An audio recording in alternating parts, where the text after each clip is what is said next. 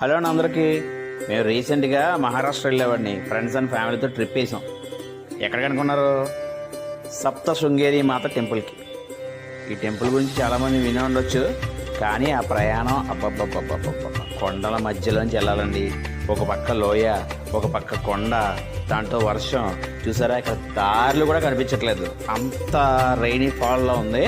So ఇంకోటి ఏంటంటే చూసారా, నిజంగా ఆ ప్లేస్ కానీ అది కానీ చాలా బాగుంది.